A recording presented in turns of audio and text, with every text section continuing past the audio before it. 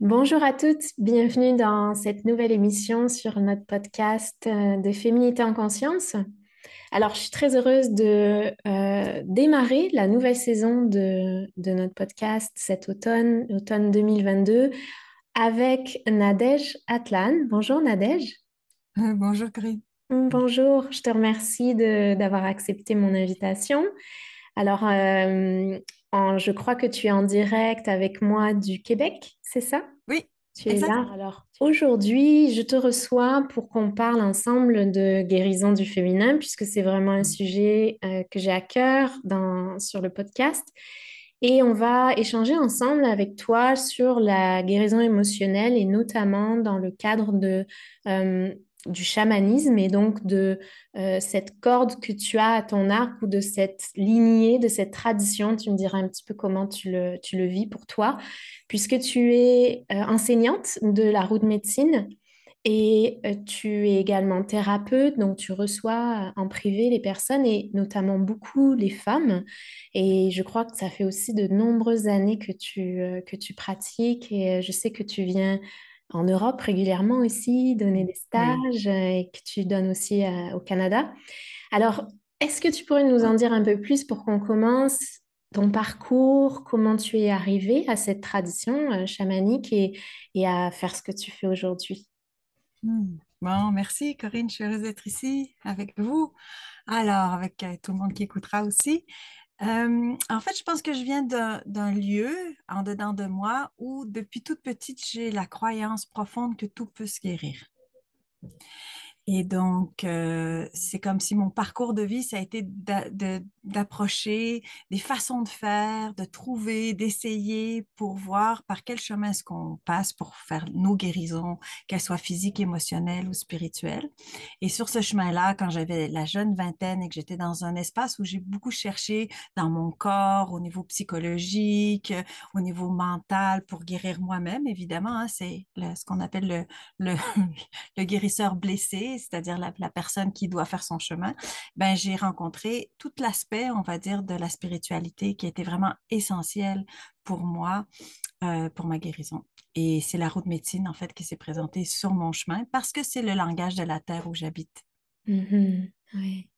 Oui, justement, je ne sais pas si tu es toujours au même endroit, mais c'est à quel endroit et peut-être quelle est la lignée, la tradition qui est présente là où tu habites. Alors là où j'habite, il y a plutôt une tradition, c'est les Autochtones du Québec. Il y a plusieurs dans le coin qui sont là. Alors il y a une grosse tradition ici qui est plutôt abénaquise, dans ces coins-ci, de là où je suis. Mais il y avait aussi beaucoup d'autres traditions autour. Ce que je peux dire, c'est que c'est comme si le langage de la terre d'ici parle cette langue-là, qu'on appelle la route médecine, si tu veux, depuis des milliers d'années. Et quand on se branche à la terre, comme femme, quand on se branche à la terre, ben, c'est un langage particulier qui est là. Et je pense que si j'avais été dans un autre pays, ben, j'aurais attrapé le langage de cette terre-là. Oui, oui, tout à fait. Et si on va un petit peu plus loin, si vraiment si tu es à l'aise avec ça, mais qu'est-ce qui s'est passé pour toi justement en tant que femme dans la rencontre avec cette tradition, avec les roues de médecine que tu as fait, avec les cérémonies, les guérisons que tu as pu vivre, peut-être, si tu as envie de nous en partager un peu plus. Alors, quand j'étais sur mon chemin de guérison, je pense que je suis arrivée à un lieu où j'étais dans une telle souffrance, en fait, que j'avais besoin de quelque chose de plus grand que moi pour la traverser.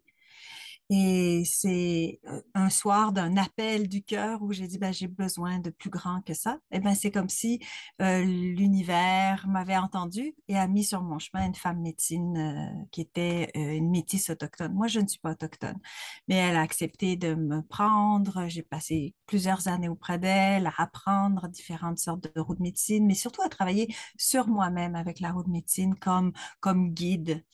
Et puis de là, j'ai rencontré aussi d'autres personnes de médecine en cours de route. Évidemment, j'ai été formée de plusieurs façons, on va dire ça comme ça, puis j'ai pratiqué aussi. Je pense que la première idée, c'était pas que j'enseigne la route de médecine, c'était pas la route de médecine, c'était ma pratique personnelle pour guérir. Et puis finalement, il y a des gens qui sont venus vers moi et puis qui ont voulu apprendre. Alors je me suis dit, bon, ben, s'il y a des gens qui veulent apprendre, il faudrait que je m'y mette. À l'époque, il n'y avait pas beaucoup de monde qui faisait ça. Et il y avait quand même un grand besoin. Et je pense que c'est la vie qui m'a mis sur ce chemin-là, tout simplement. Oui, oui, ça fait combien de temps en fait que tu as commencé à le Ça partager? Mm. Ouais, que j'ai commencé à le partager à peu près 30 ans, je dirais. Ouais, ouais, ouais. Et Donc, alors, quels sont les bienfaits, les bénéfices que tu as vus pour toi dans ta vie personnelle? je pense que dans ce que j'aime particulièrement de la route médecine, c'est que comme elle est basée sur l'observation de la nature, elle nous invite à nous réconcilier avec notre nature. Donc, on est souvent en combat avec soi-même, sur notre corps, sur notre caractère, sur comment on approche la vie, et de réinstaller ça dans la nature, de regarder que dans la nature, tout existe. Il y a toutes sortes de façons d'être, de se vivre, de relationner. Ben, ça m'a permis à moi de me réconcilier avec les parties de moi-même avec lesquelles j'étais pas bien. Je pense que ça, c'était principal, retourner à ma nature, à moi. Hmm, ouais. Ouais, alors on va le développer un petit peu plus justement au travers de l'émission, je pense, parce que je t'ai invité justement pour pouvoir avoir ton point de vue sur la guérison pour les femmes, au niveau corporel comme au niveau psycho-émotionnel, au niveau spirituel. Je travaille, moi, du côté aussi de la guérison du système nerveux, donc la Mm, régulation du système nerveux pour permettre le relâchement, la libération des traumas qui étaient présents dans notre système. Et donc, ton point de vue justement sur la libération que peuvent vivre les femmes par rapport à cette tradition-là et peut-être à la lecture de la roue de médecine. Euh, Qu'est-ce qui prédomine justement dans l'approche chamanique pour aborder la guérison sur ces différents niveaux-là que je viens de citer? ben, je pourrais dire que l'approche chamanique, puis on va dire plutôt peut-être néo-chamanique, ça va? Parce que je peux pas vraiment m'inscrire dans une lignée chamanique puisque j'ai pas de sang autochtone, d'accord? Donc c'est une compréhension, on va dire, plus récente du chamanisme, c'est que c'est holistique, c'est global. En fait, on s'intéresse autant à la personne dans son corps physique que dans son corps émotionnel, que dans son corps mental, que dans son espace spirituel. Donc, ça cherche à globaliser, à équilibrer en fait les différents aspects. Donc, on va autant travailler au niveau physique, par exemple à travers du travail manuel. Moi, j'ai commencé mon travail de guérison à travers la massothérapie, par exemple, donc aller chercher ce qui se passe dans le corps, qu'on pourrait travailler au niveau de la nutrition, qu'on pourrait travailler au niveau de ce qui se passe au niveau de la psyché, de comment on pense, comment on réfléchit, mais aussi de comment est-ce qu'on se relie au monde Ouais. dans notre espace spirituel. Donc, je dirais que c'est une approche qui s'occupe de toute la personne. Oui, puis en plus, tu vois, j'allais dire, je pose la question à Nadège Atlan, donc je te pose la question à toi hein, en tant que thérapeute, en tant qu'enseignante. Donc c'est sûr que c'est pas uniquement de dresser peut-être des grands principes néo-chamaniques, mais d'avoir Mm. ton point de vue personnel parce que tu as justement une grande expérience professionnelle, personnelle depuis le nombre d'années que tu accompagnes les gens et que toi-même tu es sur le chemin. Donc, c'est vraiment ton point de vue qui m'intéresse et que je trouve riche à partager ici. Hein. Donc, qu'est-ce que, qu'est-ce qui pour toi, là, sur justement toute la perspective, là, l'expérience que tu as, qu'est-ce qui peut empêcher un processus naturel juste d'avoir lieu et qui bloquerait justement à certains niveaux? Est-ce qu'il y a j'allais dire, des grands patterns que tu vois, que tu Mm. retrouves dans les femmes qui viennent te voir? Et qui seraient peut-être aussi liées plus au féminin, puisque toi, tu reçois aussi des hommes, donc peut-être que tu as aussi des choses que tu pourrais dire, une vision que tu as par rapport au féminin. Et, euh, et donc, c'est ça, qui amène à ce que les femmes, elles aient des symptômes, elles aient des pathologies aujourd'hui. Je dirais que mon expérience, c'est que si on reste malade, quelle que soit la maladie qui nous accompagne en ce moment, c'est que pour l'instant, c'est plus important de rester malade que de guérir. Ça veut dire que notre maladie, elle honore quelque chose qu'on ne voit pas. Mm. Et elle sert à quelque chose dont on n'a pas la perception et que c'est pour ça que c'est encore là. Et dans notre déconnexion d'avec des traumas, d'avec notre vie, d'avec nos rêves. Ben, cette maladie-là, quelle qu'elle soit, hein, elle sert comme de petits messagers pour me dire toujours, il y a quelque chose à aller chercher en dessous de moi. Et tant qu'elle est là, cette maladie-là, c'est qu'elle a encore quelque chose à nous dire.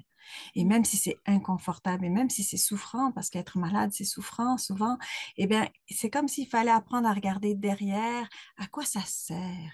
Parce que dans la nature, si on est malade, s'il se passe quelque chose, ça sert. Sinon, ça serait pas là. On a un naturel vers la guérison, comme tu disais tout à l'heure. On est fait pour guérir parce qu'on est fait pour être blessé.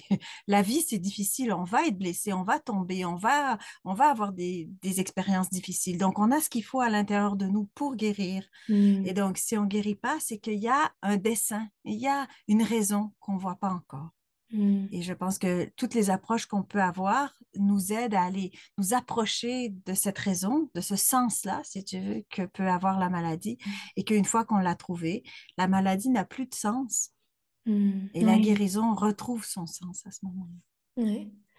Oui, je trouve que c'est en soi un message qui est révolutionnaire parce que encore aujourd'hui, en 2022, le système dans lequel on est, sociétal et médical, ne voit pas les symptômes et les maladies comme des messages Mm, de guérison, mais mm, plutôt comme un problème, comme mm. quelque chose à supprimer, à Oui, éradiquer, sans aucune en plus prise de conscience sur justement le côté beaucoup plus holistique, beaucoup plus, quand tu parles de message, quand tu parles de dessin, tu vois, vraiment beaucoup plus spirituel aussi, qu'il y a mhm, derrière.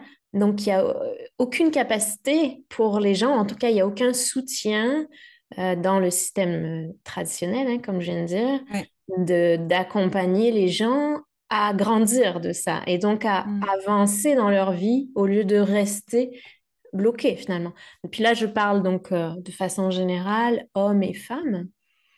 mm, Mais je trouve que dans notre corps féminin, c'est encore plus problématique parce que on n'a aucune compréhension, même dans le système médical, des problèmes hormonaux et vraiment mhm, là des messages de notre être profond, pour l'appeler comme ça, mais de l'appel intérieur lorsqu'il y a des problématiques hormonales, parce que la majeure partie des problématiques hormonales ne sont pas accompagnées, ne mm. sont invalidées, donc les femmes sont humiliées, sont culpabilisées, sont euh, Violenté. violentées. Donc c'est très problématique pour le féminin, ouais. Mm. Comment tu le vois, toi, dans ta... Ben, en fait, je pense que déjà en partant, c'est que notre sorte de médecine traditionnelle est déjà une sorte de médecine qui est basée sur une façon de voir les symptômes, comme tu dis, comme un problème et non pas comme une autorégulation. Après ça, on sait que la plupart des médicaments, enfin tous les médicaments sont testés sur des jeunes hommes entre 18 et 30 ans en bonne santé. Donc, comment est-ce qu'on peut imaginer que ça pourrait bien aller pour des femmes à différents niveaux de leur cycle? On a une façon de voir le cycle dans notre façon moderne de voir le cycle comme un problème. Ça nous dérange. Il faudrait, on va pas être obligé de se reposer parce que là, on est menstrué, puis il faudrait quand même être capable de se lever et puis de faire comme d'habitude. Enfin, je veux dire, on a toute une atmosphère autour de ça qui fait que on permet pas aux femmes d'entendre ce rythme-là qui est à l'intérieur d'elles. Et pourtant, tu sais, Carl Jung, il y a déjà un moment, avait dit si les femmes doivent entrer dans le marché du travail, il faudrait qu'elles puissent le faire en écoutant leur cycle menstruel. Waouh, je la connaissais pas Mais, celle-là. ouais, donc il était déjà avant-gardiste, il avait Waouh. compris Ah oui, que il voilà, et on était... a besoin d'écouter ça. Ouais. Moi, je vois les femmes ménopausées dans mon entourage qui vivent toutes sortes de choses qui sont jamais prises en compte au milieu du travail, alors qu'il y a toutes sortes de choses qui se passent comme à la puberté. Ouais. Et une des choses qui m'avait beaucoup étonnée à un moment donné quand j'étais allée dans une formation en France, c'est de voir le nombre de personnes qui avaient des implants hormonaux, des femmes qui avaient des implants hormonaux et qui n'étaient plus menstruées, qui Ouais. n'avaient plus du tout ce contact-là, Mm. avec ce rythme-là, Mm. sans se rendre compte que mais il y a un prix à payer pour ça. Mm. Pas juste dans le rythme dans lequel on est, mais même dans le genre de ménopause qu'on va avoir, dans le genre de... Je veux dire, c'était... Pour moi, ça m'avait... Je me rendais compte que les femmes ne savaient pas ne savaient plus qu'est-ce que c'était vivre avec leur cycle, en tout cas les femmes qui étaient dans ce cercle-là. Et je dirais même plus parce que c'est quelque chose que j'ai vu beaucoup, que je vois beaucoup dans ma pratique, c'est que elle normalise le fait de ne plus avoir de menstruation et euh, donc ce qu'elle ne voit pas, c'est qu'il n'y a plus d'ovulation et que donc lorsqu'il y a un projet de fertilité, ensuite un projet de conception, je veux dire, donc il y a des problématiques de Ouais, fertilité. ouais, Comme tu dis, il y aura des problématiques même hormonales plus tard dans le passage à la ménopause. ouais. Et toutes les problématiques que ça entraîne, parce que le fait qu'il y ait des problématiques hormonales, c'est tous les systèmes derrière qui ont des problèmes immunitaires, Oui, osseux, tu sais, digestifs, le cerveau, la mémoire, tellement de choses qui sont reliées à notre système hormonal. Et que donc on est pas éduqué là-dessus, donc on est inconscient de ça. Et les messages de la société ont véhiculé que c'est normal et qu'il n'y a pas besoin que la femme ait des menstruations. On peut même voilà, c'est presque vous une aider. libération. Voilà, c'est une C'est presque une libération. On peut libération, vous voilà. aider à ne Voilà, plus en avoir. voilà. Pour pouvoir Et rentrer dans un monde qui n'est pas tout à fait le nôtre, qui est le monde de la façon masculine de travailler, avec des horaires fixes, avec de la performance, avec des choses comme ça, qui n'est pas forcément ce que la femme a besoin. et c'est aussi la méconnaissance, hein, comme je disais, la Mhm. méconnaissance Ouais. des médecins et des gynécologues de vraiment du corps cyclique parce qu'ils Mhm. ne sont pas capables de résoudre certaines problématiques d'endométriose, de fibromes, de kystes. Et la seule solution, c'est la contraception orale qui vient C'est ça. éradiquer donc les Les cycles. symptômes, Et donc, ça mais règle. juste les symptômes, ça règle jamais le fond de tout ça. C'est ça. Puis, c'est toujours surprenant pour moi, mais reste que les gynécologues sont à 98% des hommes. Donc, il y a une partie de moi qui fait comme oui, mais d'accord, mais qu'est-ce qu'ils font là? Je me suis déjà fait dire, moi, que je ne pouvais pas sentir mon ovulation. C'était pas possible. Mais je savais exactement quand est-ce que j'ovulais. D'accord?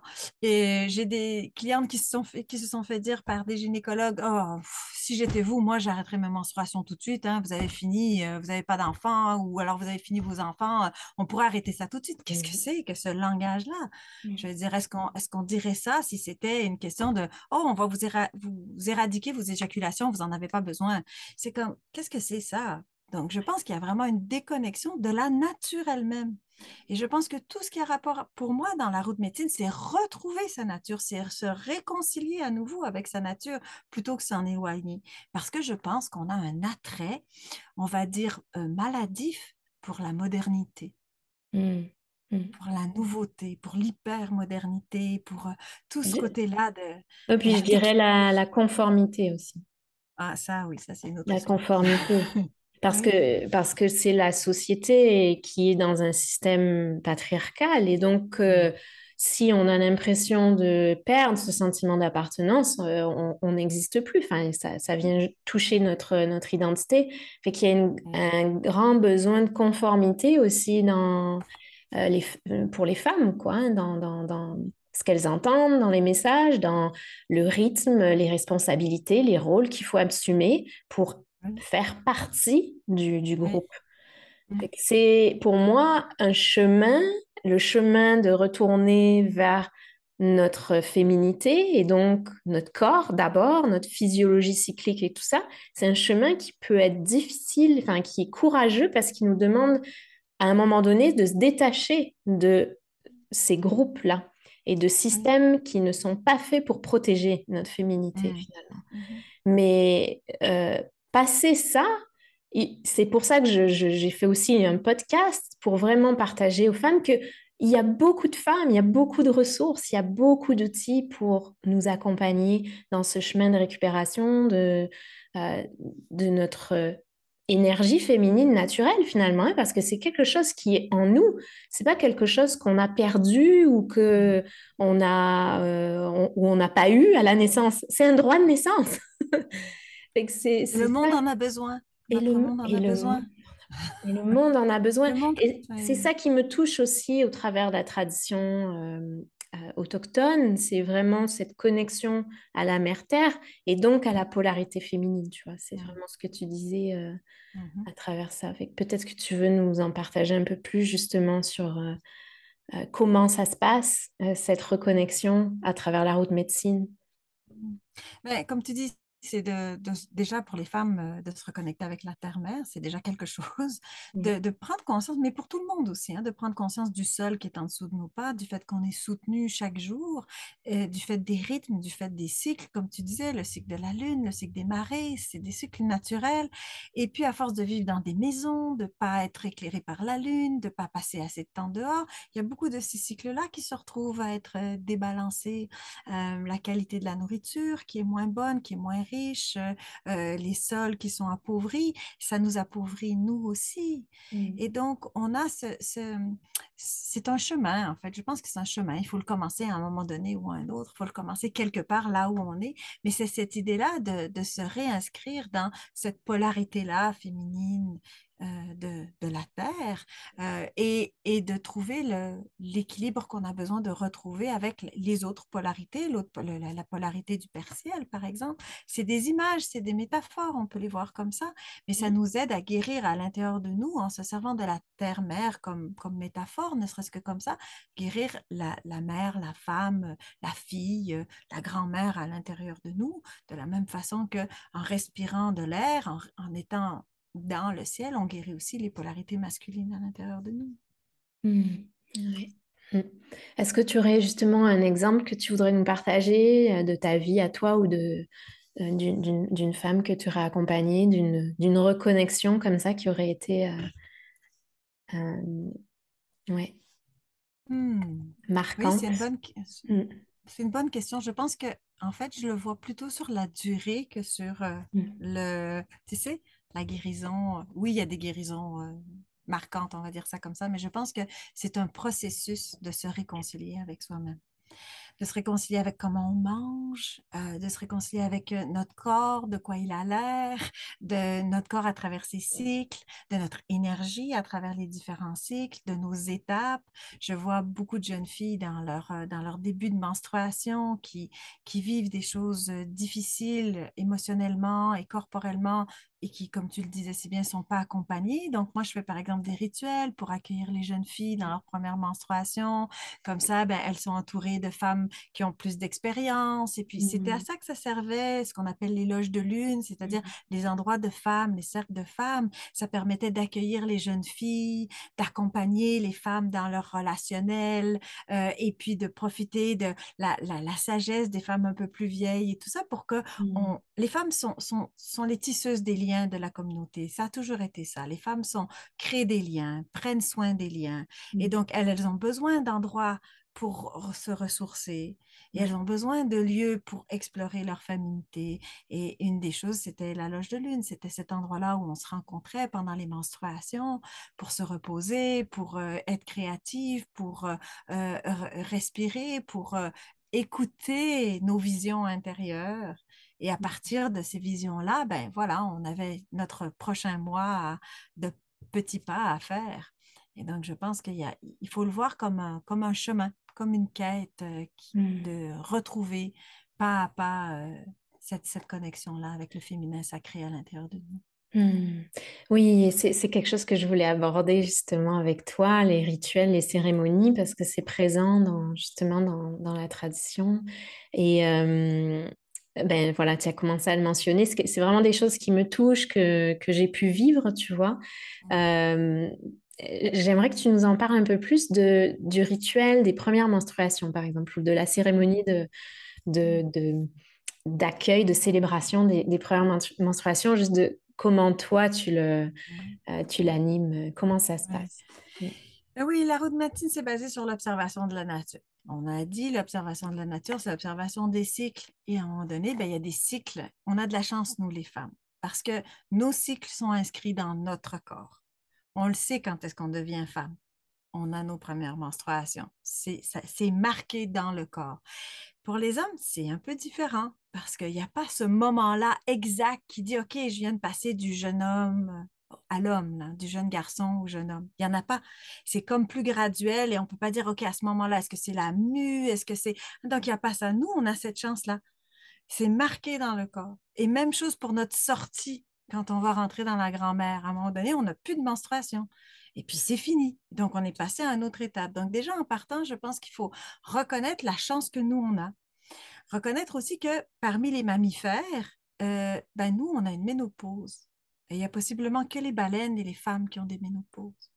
Ça veut dire qu'on a un temps de vie au-delà de notre temps de reproduction. Donc, on n'est pas venu sur Terre que pour se reproduire. Et donc, on a cette Ouais. entrée-là dans la reproduction qu'on va appeler la puberté. Et évidemment, chaque nation et chaque tradition avait sa façon d'honorer la menstruation et le début des menstruations. Donc ça, on ne pourrait pas rentrer là-dedans, il y en a beaucoup, d'accord? Mais ce que moi, je fais à mon niveau, à moi, c'est déjà d'amener de la joie et un peu comme un sentiment de, pas juste de gratitude, mais de reconnaissance des cycles à Mhm. l'intérieur de nous, de se Mhm. rendre compte de ce pouvoir-là. Mhm. D'un seul coup, là, mon corps m'a dit, puis des fois, moi, je suis pas prête, hein. Je vois des jeunes filles, ils sont pas prêtes encore émotionnellement, mais le corps, lui, il est prêt. Alors, comment on va les aider à se réconcilier entre ce qui se passe? Ben, avec une célébration, avec un accueil. On a un rituel avec où chaque femme amène un petit cadeau pour la jeune fille Mhm. qui représente, par exemple, une chose qu'elles aiment du fait d'être des femmes. La jeune fille va repartir avec un petit bundle, un petit sac de petits cadeaux pour lui dire, bon, ben voilà, moi, pour moi, ce qui est bien d'être une femme, c'est ceci ou cela. Et voilà. Et donc, ça l'aide à partir avec un petit bagage, un petit baluchon, là, pour commencer sa vie de femme. Mhm. Et Ah, savoir qu'elle n'est pas seule, qu'elle ouais, marche dans les pas d'autres femmes avant elle. Et donc, ouais, elle n'est pas toute seule dans ça. ouais.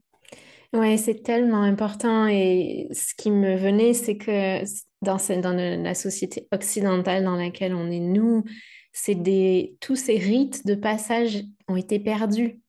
Mhm, Et c'est ce qui est la conséquence de cette société-là qui s'est masculinisée, hein, mais c'est ce qui est aussi euh, très problématique, ou en tout cas c'est ce qui affecte tellement aussi les femmes dans la déconnexion avec leur corps et leur mhm, cycle, c'est qu'on a perdu ces rituels et ces cérémonies mhm, à partager ensemble et que nos grands-mères nous transmettent ou que mhm, la communauté se réunisse autour de nous lorsque on a une transition de vie importante comme les premières menstruations ou comme le passage à la maternité ou la ménopause. mhm.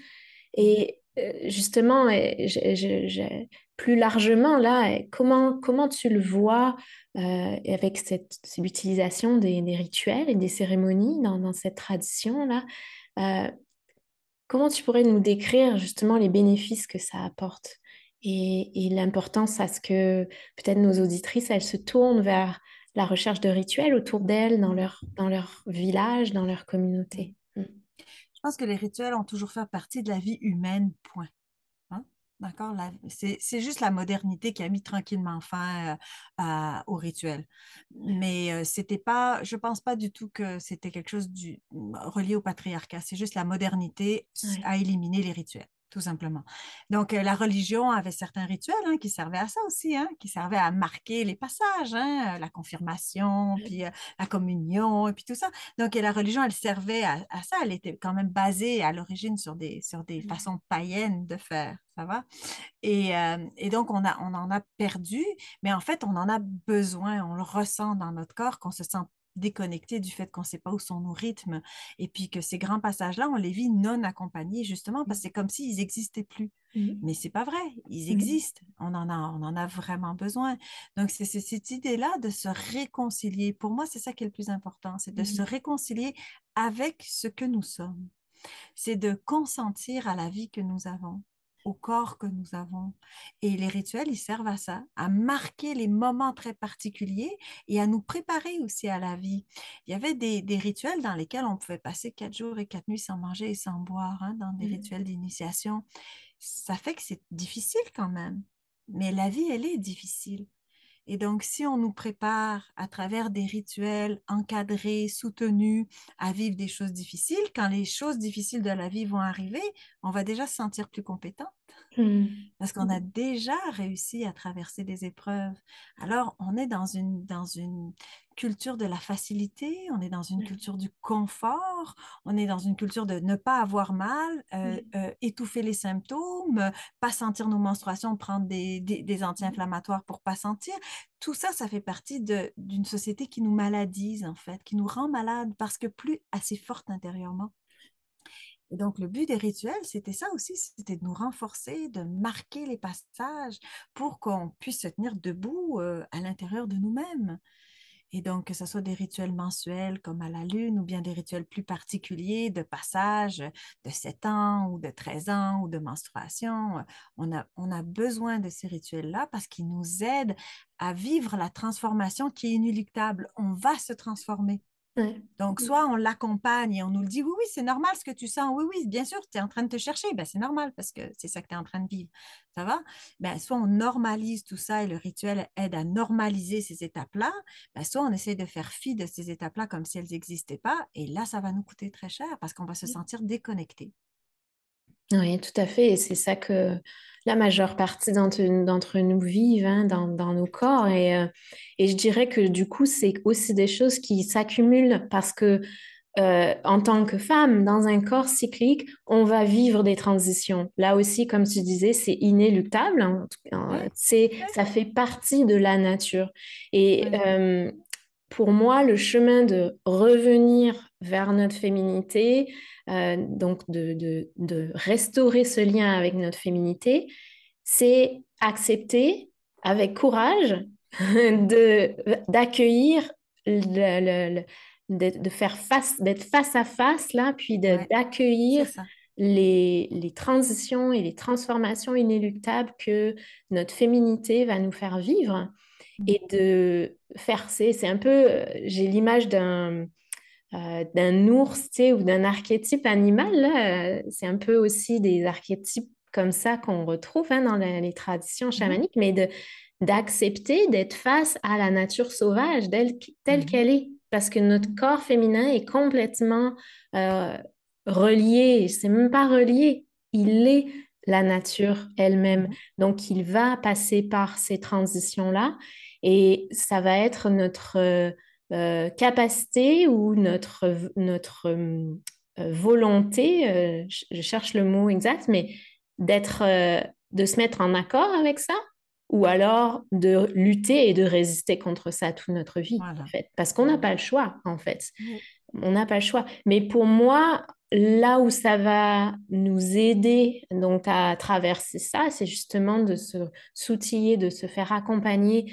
Et les rituels, les cérémonies, en termes de guérison du système nerveux, tu vois, je le vois vraiment comme pour ma pratique spirituelle de méditation, ça vient comme créer un espace de sécurité dans lequel le système nerveux va pouvoir se déposer parce qu'il va capter qu'il y a de la sécurité dans la transition qu'on est en train de vivre. Et comme tu le dis, à travers le fait qu'il y a des personnes qui vont encadrer la cérémonie, qu'il y a des femmes qui sont déjà passées par ces transitions-là, qui vont nous initier par tout ça, en fait. Et ça va aider le système nerveux à être fort, comme tu dis, à avoir une résilience qui va se construire dans le corps, hein, dans notre corps. Donc, je trouve, quelque chose de très, très important, hein. Et Dans la, ouais, Dans vas-y. la roue de médecine, tu sais, il y a des directions, hein, est, sud, ouest, nord, hein. Et puis, dans la direction qui est notre axe central, qu'on appelle, il y a le corps et l'esprit. Le corps et l'esprit sont sur le même axe. Et il y a cette idée-là qu'en fait, quand on est malade, c'est qu'on n'est pas cohérente entre ce qui se passe entre notre corps et notre esprit. Quand il y a rupture dans ce mouvement-là entre le corps et l'esprit, eh ben, ça va se manifester sous forme d'une maladie ou d'un problème quelconque pour pointer du doigt, pour nous dire, regarde là, regarde où tu es séparé de toi, ou regarde où tu es séparé de ta terre, regarde où tu es séparé de ta mère, regarde où... Et ça permet de dire, bon, ben, cette quête-là, c'est une quête de retrouver l'esprit. Hein? Ouais. Je pense qu'on a perdu l'esprit. Oui. Et On est dans une société. ouais, c'est très intéressant que tu mentionnes ça parce que le système nerveux, c'est justement ce pont, Mhm. c'est un système d'intelligence qui connecte Mhm. le corps et l'esprit. Oui, Donc, oui. il est essentiel dans notre capacité justement de recréer cette connexion, de retrouver cette union à Oui, ça l'intérieur va de passer par le corps. Il n'y a pas de nous. spiritualité sans le corps. C'est dans le corps que se vit l'expérience spirituelle. Et ce qui est magnifique avec l'expérience spirituelle, c'est que on n'a pas besoin de nous l'expliquer. Mm. C'est-à-dire, si on est en train de la vivre, on sait qu'on est en train de la vivre, quel que soit le chemin qu'on a pris, ou même quelles que soient nos croyances. L'expérience de transcendance, l'expérience d'être connecté avec le reste de l'univers, ou avec la Terre, ou avec les éléments, ou avec les autres, ce sont des expériences qui se vivent et on n'a pas besoin, il y a pas besoin de tant de jargon. Une fois qu'on est dedans et qu'on le ressent, on sait qu'on est dedans et qu'on le ressent. Mm. Ouais, ouais. Le reste, c'est des portes d'entrée, que ce soit la Mm. méditation, un sweat, une cérémonie, un rituel. Tout ça, c'est des portes d'entrée. C'est des façons d'y arriver, mais quand on est dedans, on sait qu'on est dedans. Mm. Ouais. Il n'y a pas de doute. C'est ça. Et pour moi, le plus notre système nerveux va être régulé, le plus on va pouvoir capter cette sensation qu'on est aligné, on est sur notre chemin de vie, ou on est, euh, euh, c'est ça, dans notre union entre le corps et l'esprit. Euh, C'est la ouais, lumière dans le corps, hein, le système nerveux, quand on y pense. C'est la oh, lumière. On ouais, génère de la lumière, là. On génère de l'électricité, là. ouais, Et c'est notre axe central entre le cerveau et toute la colonne vertébrale. On est vraiment dans l'axe central. Donc, c'est notre axe central. Donc, c'est notre axe tertiel. ouais. Ça va? Et donc, c'est notre axe mère-père ou femme-homme. Donc, c'est vraiment dans cet axe-là que ça se fait. Oui, et puis quand tu mentionnais que la guérison, notamment, elle doit passer par le corps, on le voit aussi à travers le système nerveux, donc les différents nerfs qu'il y a dans le corps. L'exemple le plus flagrant, c'est le nerf vagal, qui est le Mhm. nerf le plus long du Mhm. corps. Et il a été trouvé scientifiquement que 75-80% en fait des informations, elles partent des terminaisons nerveuses du nerf vagal qui sont un petit peu partout dans le corps et qui remontent vers le cerveau. Donc c'est Mhm. le chemin du corps vers le cerveau, c'est Mhm. celui qui fonctionne à 80%. Et ensuite, du cerveau vers le corps, à travers le nerf vagal, ils ont trouvé que c'était uniquement 20% de transmission nerveuse qui se faisait. Donc, Mhm. 80% de transmission nerveuse à travers ce nerf se fait du corps vers le cerveau, du bas vers le haut. Fait que c'est sûr que pour moi, c'est flagrant que c'est par notre corps qu'on va pouvoir arriver à, à une transformation, à une réelle transformation, à une réelle Ouais. guérison, hein, finalement. Ouais, ouais, Et on est dans une société énervée, dans une société rapide, dans une société qui veut de la performance immédiate ou de la satisfaction immédiate. C'est pas très bon pour le nerf vague, ça. On a ouais, besoin de beaucoup plus de lenteur pour y arriver. Et c'est ça. c'est disparu. Même la convalescence, ça a disparu Ouais, mm, des hôpitaux et mm, des façons qu'on a de se vivre. Les gens ont des grandes maladies, puis ils n'ont plus de convalescence. Ils n'ont plus le droit de se reposer, d'avoir été si malades. Il faut tout de suite qu'ils reprennent. C'est complètement fou. mm. Je sais, ben oui, ben C'est oui. loin de la nature, très loin. Oui, ouais. Et ben, pour finir, j'avais vu dans ton travail que tu parlais enfin, où tu offrais dans tes stages le voyage de l'héroïne. Mm. Alors, je me demandais si tu voulais nous en parler un petit peu plus. Est-ce que c'était juste, j'imagine, c'est à travers la route médecine, mais comment toi euh, tu le développes, ce voyage de l'héroïne, parce que moi, je l'ai vu à travers tu sais, Mm. des chartes d'autres personnes, là. Mais, Mm. j'étais curieuse que tu nous en parles un petit peu Mm. plus. Mm. Alors, la voie de l'héroïne, déjà, je veux spécifier quelque chose, c'est que c'est comme une première étape seulement. Parce qu'en fait, cette quête héroïque qu'on appelle, ça reste que c'est la quête de la jeune personne qui n'a pas de responsabilité, qui n'a pas d'enfant, qui s'en va toute seule, traverser son marasme, sa forêt, je ne sais pas quoi, hein. Donc, c'est une quête qui est très importante que la plupart d'entre nous, on n'a pas pu faire, mais qui correspond quand même à un âge de la vie ado. Donc, il faut le voir comme une première étape parce qu'on n'a pas eu l'occasion de la faire, ça va? Mais il faut aussi voir qu'il y en a d'autres étapes parce que ce n'est pas la seule étape. On ne va pas être que des héroïnes, ça va? Il va Mm. falloir qu'on passe à autre chose à un moment donné. D'accord? Donc, j'aime bien spécifier ça par rapport à la quête de l'héroïne, qu'on en parle beaucoup, mais qu'on oublie que c'est qu'une étape dans tout un chemin de vie. Et Mm. la façon que j'aborde la quête de l'héroïne dans les formations, c'est beaucoup sur comment est-ce que je me raconte l'histoire que je vis. Et en fait, on va se rendre compte qu'on n'a pas de pouvoir sur les choses ou les événements, c'est-à-dire que les choses arrivent, les événements arrivent, les situations se présentent. Et je pense pas que c'est moi qui a tout orchestré ça. Je pense que je fais partie d'un grand tout et puis des choses arrivent. Mais donc, j'ai pas tellement de pouvoir là-dessus. Mais le pouvoir que j'ai, c'est sur le regard que je vais porter sur ces choses-là, sur comment je vais les interpréter.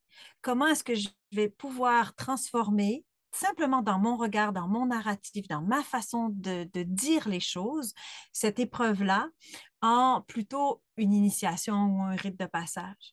Parce que très souvent, si on le regarde vraiment, les grands événements de ma vie m'ont forcé dans des directions que je n'aurais peut-être pas prises autrement. Mm. Donc, ça devient comme un, un passage obligé. Parfois, il faut aller dans une direction, puis la vie nous veut dans une certaine direction. Donc, elle va nous mettre des embûches sur le chemin pour qu'on aille dans la direction qui a été décidée. Mm. Et donc, c'est cette histoire-là que je me raconte. Comment est-ce que je me la raconte? Et puis, comment j'écoute les histoires qu'on me raconte? Et puis, qu'est-ce que je fais des histoires qu'on me raconte? Ça va? Il faut savoir que médecine, dans roue de médecine, médecine, ça veut dire pouvoir Mm. avec cette idée-là que quand je suis dans mon pouvoir, quand je suis dans ma médecine, en fait, je vais bien parce que j'ai une certaine interprétation du monde basée sur mon pouvoir personnel comme personne. Et ce qui va être une bonne médecine pour moi, ça va être ce qui va favoriser mon pouvoir. Et ce qui va être une mauvaise médecine, c'est ce qui va m'enlever du pouvoir. Eh bien, comment on raconte les histoires, ça donne du pouvoir ou ça nous enlève du pouvoir. Mm. Ouais. Et donc, ce retravail-là ce narratif-là qu'on porte, Mm. eh ben, c'est souvent extrêmement guérissant. Parce que Mhm. la même situation, racontée autrement, on va y trouver un angle qu'on n'avait pas vu avant. Mm. Et dans cette vision-là, d'un seul coup, on va se réconcilier avec l'histoire qu'on vit. Mm. Mm. Et c'est là qu'on va lui donner du sens. Et pour moi, c'est là qu'on est dans notre posture d'héroïne à ce moment-là. Mm. Ouais. Ouais, donc il y a tout un travail sur les croyances, les mémoires, Mhm. Mhm. j'étais curieuse justement quand tu disais de replacer ça dans un processus plus large d'évolution. Donc, pour toi, c'est comme le démarrage, je dirais, de la jeune fille. Qu'est-ce qu'il y a Mhm. après pour toi dans la suite? Ben, il y a certainement d'autres aspects, comme par exemple, bon, on commence, on va dire gentiment avec la princesse, là. Et puis, mais éventuellement, on va aller dans la guerrière, éventuellement, on va aller dans la mère, la maman, et éventuellement, on va aller dans la grand-mère. Donc, c'est toutes des étapes différentes. Et chacune de ces étapes-là a sa propre valeur. Quand on est dans la grand-mère, on va être plus dans ce que d'autres traditions appellent la sorcière ou la femme qui est sage. Donc, on ne peut pas rester dans l'héroïne. Si on reste dans l'héroïne, on n'arrivera pas aux autres. Et on ne peut Mhm. pas rester accroché à cette étape-là. Mhm. Hein? Moi, j'aime beaucoup les petites princesses et c'est mignon, mais à un moment donné, on passe à autre chose. Et c'est difficile, des fois, justement pour les femmes, parce on nous adule quand on est dans la phase princesse de nous-mêmes, quand on est belle, quand on est jeune, quand on est rayonnante, quand on est fraîche, quand on est... Oui, mais c'est pas que ça, on ne sera pas que ça. Ça va durer un certain temps. Et puis après, Mhm. on doit passer à une autre étape. Oui, et tu vois, c'est intéressant parce que c'est vraiment aussi les façons dont on emploie les termes, parce Mhm, que dans donc, les autres lectures que j'ai eues de la voix de l'héroïne, pour moi, c'est vraiment ce processus psychologique et alchimique dont tu parlais, de transformation de nos narratifs intérieurs, de nos mémoires, de ce qui vient des systèmes familiaux, ancestraux, etc. Mais ça se fait tout au long de la vie, tu vois. Mm. Donc, c'est intéressant de voir comment toi, tu le places, Mm. puis ta façon les dénominations que tu utilises, tu vois. Donc, ouais, je comprends.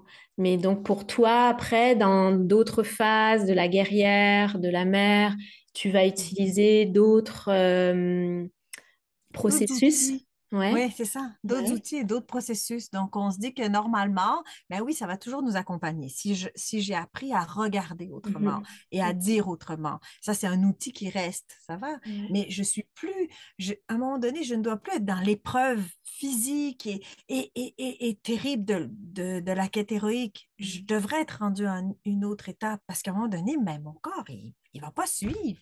Je ne peux Mhm. pas être une super-héroïne toute ma vie, là. Les super-héroïnes, elles vont avoir 55 ans, 70 ans à un moment donné. Ça va? Donc, Mhm. on a cette espèce de culte-là, peut-être avec ce qui nous vient autour de la quête héroïque, comme quelque chose comme ça, comme si c'était l'éternelle jeunesse, quelque part, qu'on honorait. Mais c'est une étape. C'est une Ouais. étape. Donc, une fois qu'on Et- a fait cette étape-là, elle nous accompagne, bien sûr. Mais on ne sera pas une héroïne dans ce sens-là toute notre vie. On va être autre chose aussi. ouais, en termes d'archétype, oui, oui, je comprends. Et j'étais curieuse par rapport, par exemple, à la mère, à ce Mm, processus de mm. transition. Qu'est-ce que tu utilises comme processus? La question est un petit peu vaste. Je te dirais que Mhm. c'est euh, devenir une mère, c'est faire le processus de la création. C'est-à-dire, pendant un certain temps, c'est être en accord avec les forces de la création. C'est comprendre qu'est-ce que c'est créer la vie. Mhm. Donc, en ce sens-là, et dans beaucoup de cultures, on va dire animistes, la femme, elle avait cette place-là très particulière du mystère qui fait qu'elle, elle enfante. Donc, elle est dans cet espace-là la plus proche possible des forces de la création Ouais.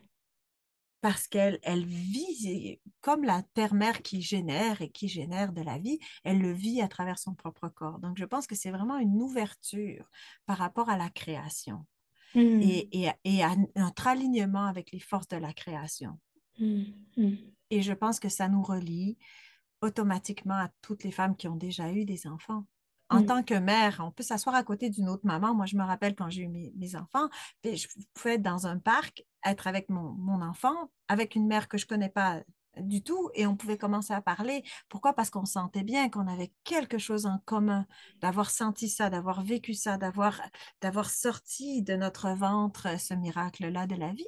Donc, je pense que c'est une étape et je pense que pas toutes les femmes vont la vivre, pas toutes les femmes veulent la vivre. Je Mhm. pense qu'il y a beaucoup de choses autour de ça, mais pour celles qui le vivent, ben, qu'elles soient bien accompagnées puis qu'on honore ce passage-là, Mhm. qu'on l'accompagne dans, mais c'est extraordinaire. Maintenant, un accouchement, c'est plus une maladie presque. On a Mhm. enlevé toute la partie sacrée de la Ouais. vie qui est apportée là et qui nous aiderait. Et on n'est plus autour de la mère et de l'enfant comme on devrait. Les Mhm. mères n'ont pas assez de soutien. Mhm. Les Mhm. mères sont isolées, les mamans sont seules, elles ont pas tout le soutien de la communauté dont elles auraient besoin.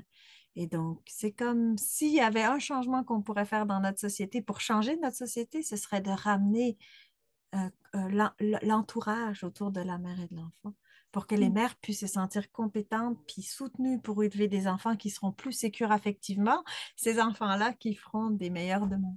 Oui, oui, tout à fait. Mhm. C'est intéressant, merci beaucoup. Oui. C'était une question vaste, effectivement, mais ça me permet aussi de voir comment euh, ton univers, en fait, hein, ton univers de Mm. travail et tout ça, puisque comme je te disais, après, dans la façon de faire, on travaille différemment. Puis, Oui. quand je parlais de la mer, je le vois euh, dans la façon dont je vais utiliser ça, ça va être sur la polarité et donc les qualités qui sont derrière la polarité de la mère, la polarité Mm. maternelle et comment la femme peut cultiver des qualités à l'intérieur d'elle-même et donc reconstruire notamment cet attachement sécure à Mm. l'intérieur d'elle-même. Donc, tu vois, Avec la terre-mère, tu vois. C'est pour ça qu'on a oui, une terre-mère. notamment, Donc, oui. ce qui a manqué, J'ai juste à aller la chercher dans la terre elle-même. Parce Oui, qu'elle, elle sait faire ça. Elle a toujours su. Donc, elle est toujours disponible, toujours en dessous de nous, toujours présente, oui, toujours hein, oui, oui. portante. Et oui, donc c'était vraiment très riche Mm. dans tout ce qu'on a partagé. Et puis, c'est comme des fenêtres qui nous ouvrent on pourrait faire des conversations sur chacun des Des thèmes là thèmes. qu'on a abordés. Je te remercie beaucoup pour avoir Un été là plaisir. aujourd'hui. Mm. Est-ce que tu as quelque chose que tu voudrais partager avant de terminer pour nos auditrices? Peut-être aussi Mm. dans ce que tu fais, ce que tu offres, où est-ce qu'elles Mm. peuvent te trouver? Bon, me trouver, c'est facile, hein? Roue de médecine, Nadège Atlan.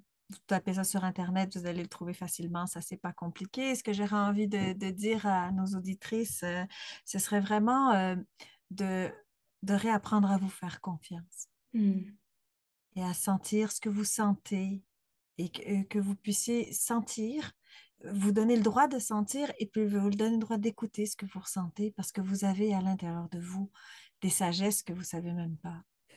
Et donc, c'est de ça. Il faut comme aller retrouver ça plutôt que d'être prise par l'extérieur qui décide pour nous, qui dit pour nous. hmm, Refaites ce voyage-là à l'intérieur.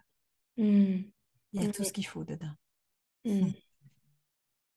Oui, merci beaucoup. C'est très important et c'est ce que je partageais de cette semaine justement Mm. dans mon travail. Tu vois, c'est tellement important Ouais. à travers tout ce qui se passe justement, à travers l'autonomie du corps de la femme en Mhm. ce moment qui est bafouée. Ouais. Il y a d'abord ce retour-là à faire en soi et pour soi et avec soi en fait, en Ouais. dehors de tous les systèmes. Ouais. Et Parce qu'on est relié avec toutes les femmes, mais en fait avec toutes les générations d'avant. Donc, il y a une sagesse qui est là. Il y en a une. oui, On ouais, tout les à fait. porte intérieurement. Donc, il faut juste replonger dedans pour aller les chercher. Hmm, ouais, hmm. Merci. Et justement, il y a quelque chose qui m'a touchée dans notre conversation. Peut-être que je t'inviterai de nouveau, mais quand tu as parlé de ménopause, Mm. donc j'ai pas poursuivi la question parce que j'aimerais faire une émission là-dessus ou Mm. plusieurs émissions hein, parce que je trouve que Mm. C'est vaste aussi. c'est quelque chose de et très puissant. Merci encore énormément. Je vais mettre sous la vidéo et le podcast le lien vers ton site et pour que nos auditrices puissent te trouver facilement. Et Mhm. je te souhaite une belle descente dans la saison d'automne qui est Oui. tellement belle au Québec. Oui. Je la manque cette année, mais Mm. je te souhaite un bel automne. Mm. Oui. Merci Corinne pour l'invitation. Ça a été un plaisir de partager avec toi. Ah oui, pour moi aussi.